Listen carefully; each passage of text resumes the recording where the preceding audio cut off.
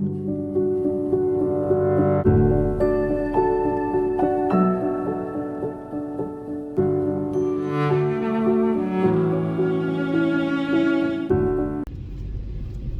so good evening sa inyo. It's me, Doc Mitch. Just want to talk about voluntary non-remunerated blood donation. I'm sure it still sounds foreign to a lot of you, mainly because it's not something that is, let's say, discussed mainstream. Hindi masyadong napag-uusapan in the social circles, other than if you find yourself in need of blood, or you have experienced how to donate in the past. Malaking chance na hindi mo pa naririnig yung voluntary non-remunerated blood donation. So what is voluntary non-remunerated blood donation? Well, it's a title, no? It's a term that was coined by I think it's the World Health Organization who first labeled it as such, because back in the day, siguro several years ago, probably in the 80s or 90s, early 90s I think, that the World Health Organization started researching on the safety of blood transfusion. So yung mga sinasalinan ng dugo, pinag-aralan nila kung talaga bang ligtas yung pagsasali ng dugo na ginagawa, no? So because as you may well know, when a patient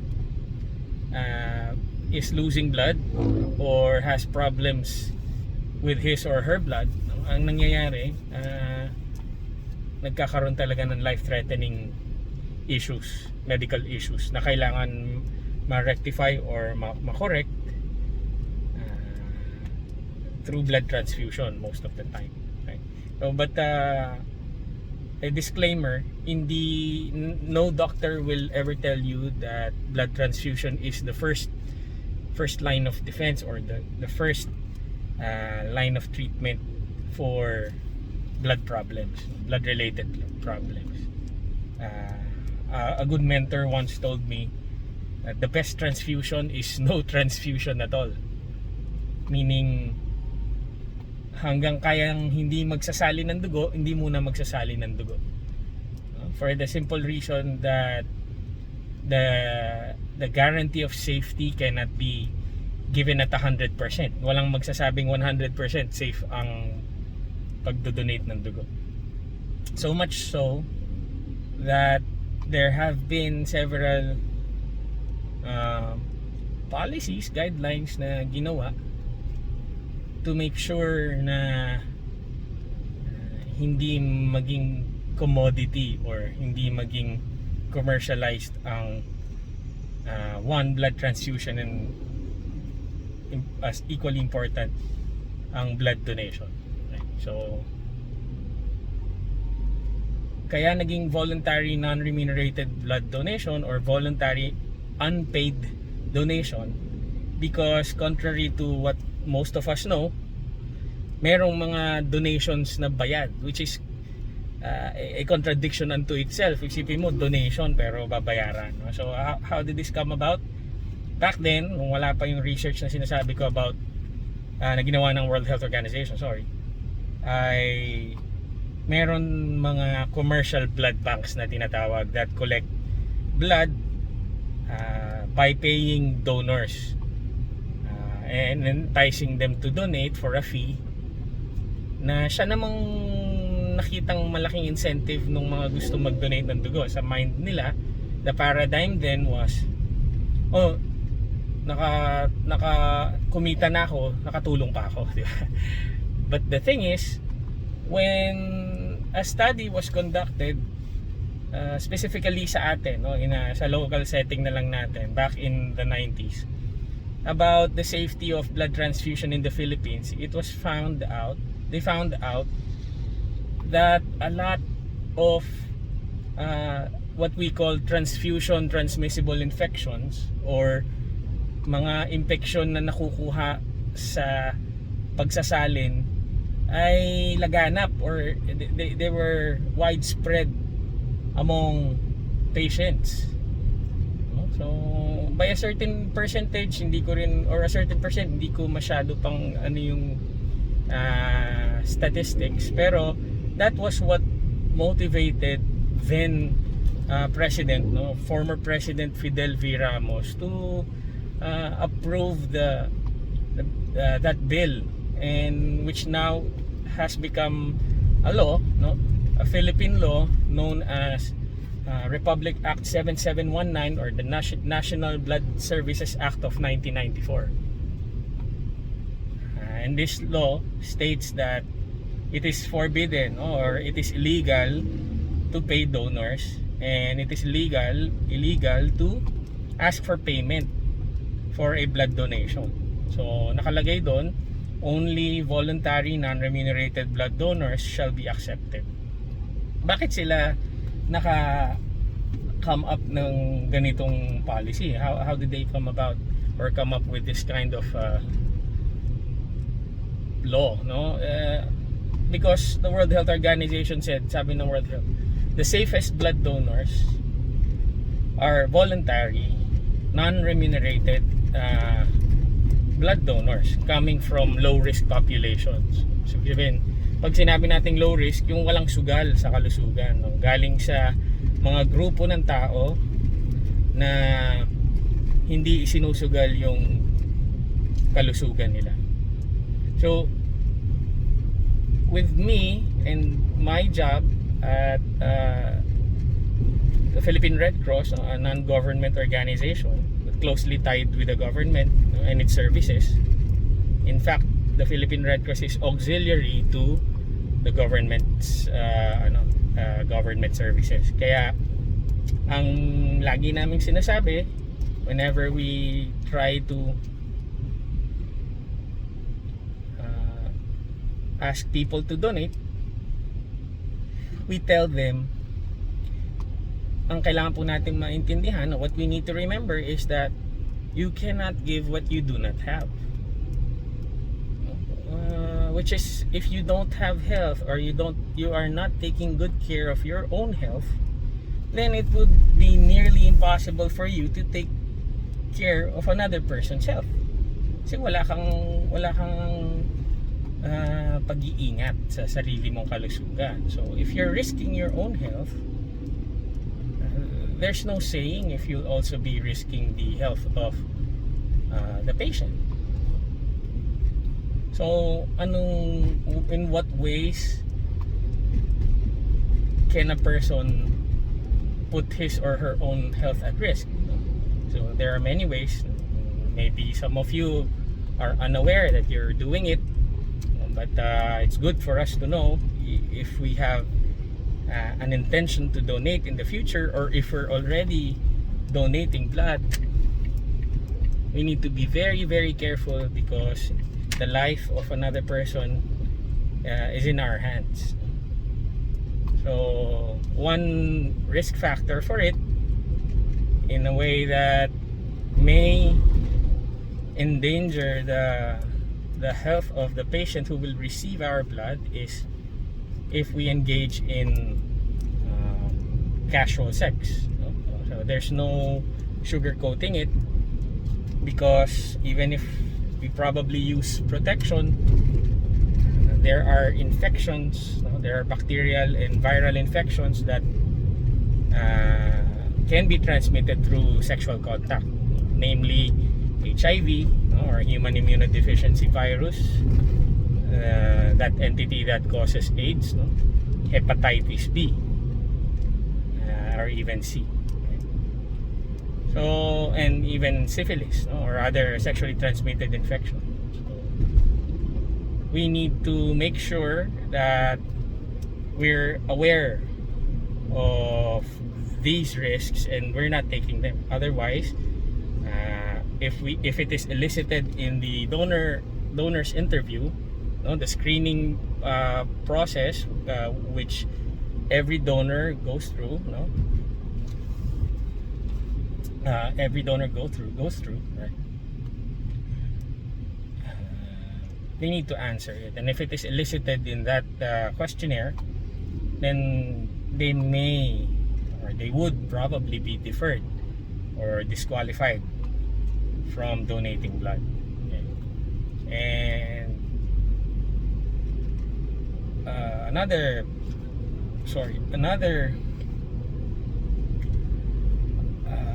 risk factor for a donor is if you are immunocompromised.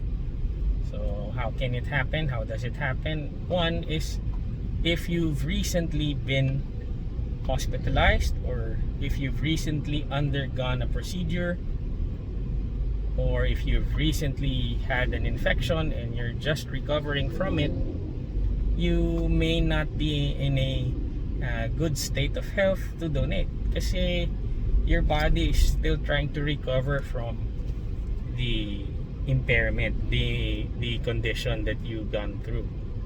So mahirap yon if you will attempt to donate nagpapalakas pa or bumabawi pa yung katawan mo from the recent health condition.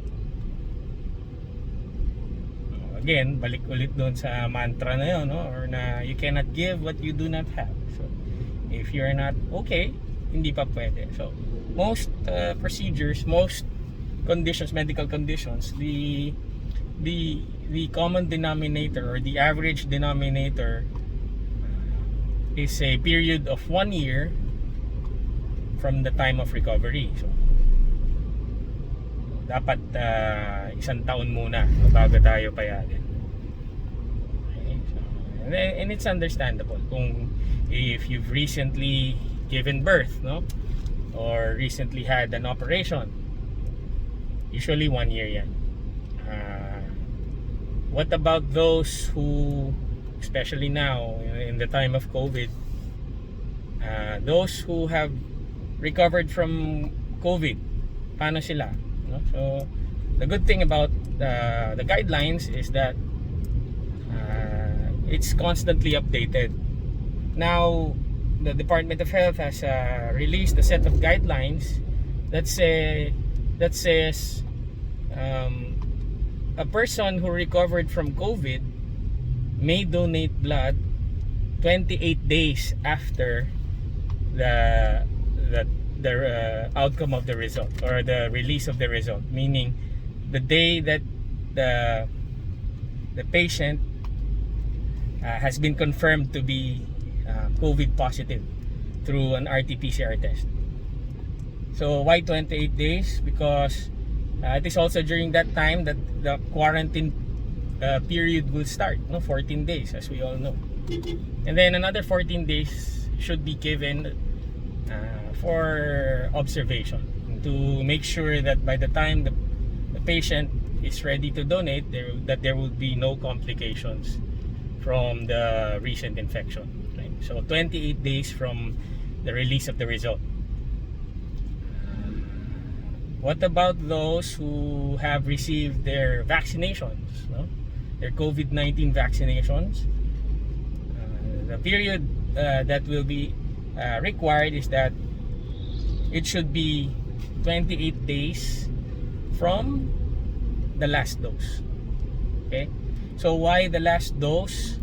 No? So what if we haven't received our second dose and 28 days has already passed? You may donate.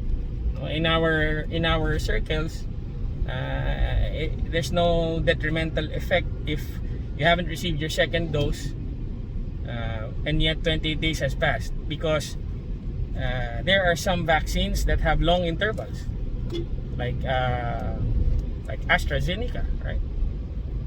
But if, like for Sinovac, around 21 days, it would be best for you to complete your course, no? or for any vaccine for that matter, it would be good for you to finish the course of the vaccination and then count 28 days from the last dose. Kasi wala namang mawawala eh. Mas maigi yun na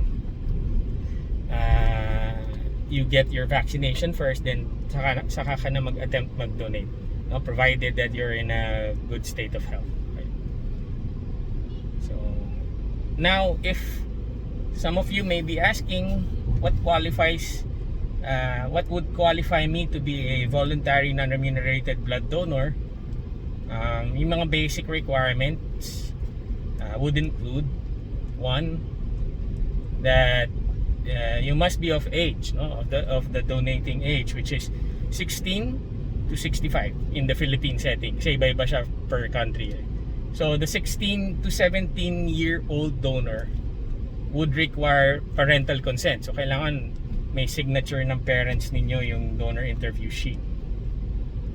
For those who are considered adults already and who aren't minors, like 18 and above, then you may be the one to sign it and signify your consent or your voluntary act of donating. Okay? So why until 65? No, some people, they're allowed to donate beyond or donate past that age, provided that they're constantly donating and that their bodies are accustomed to the act of donation. Because for every donation, 450 ml of blood, no, which is considered one bag, almost half a liter, will be taken from your body.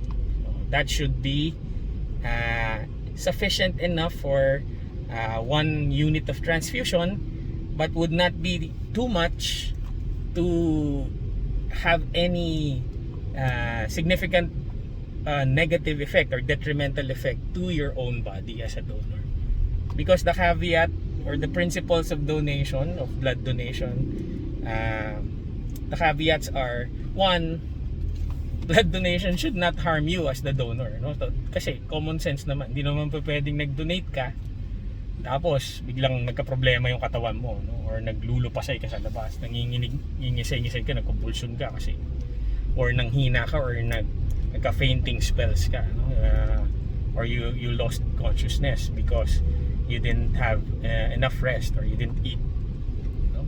So it should not harm the donor, and the blood donated should not harm the patient. So the safety of two individuals is being taken into consideration. So one is the patient, the other is the donor, no? If any of them are at risk for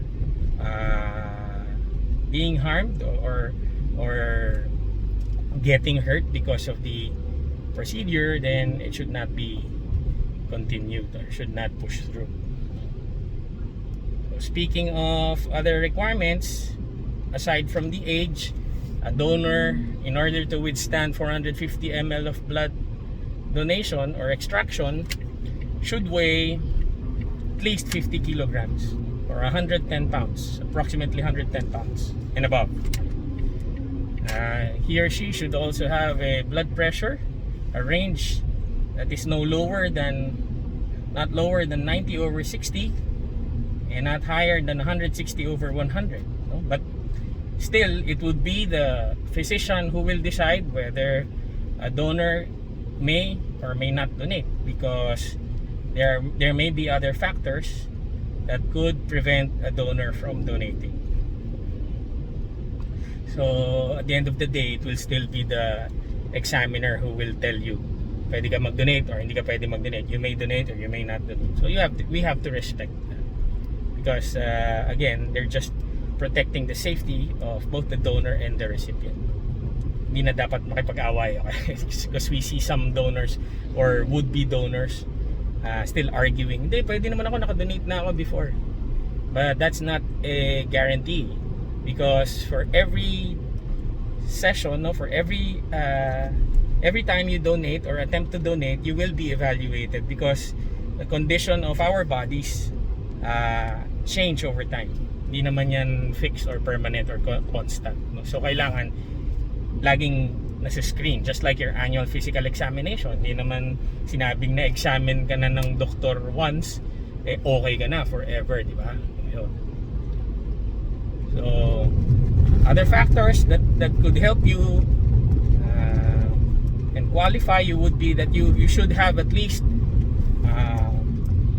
5 to 8 hours of sleep, at least an hour book, kasi ang pinaka concept nun is dapat nakapahinga ka. You should have had a good night's rest, so your body is in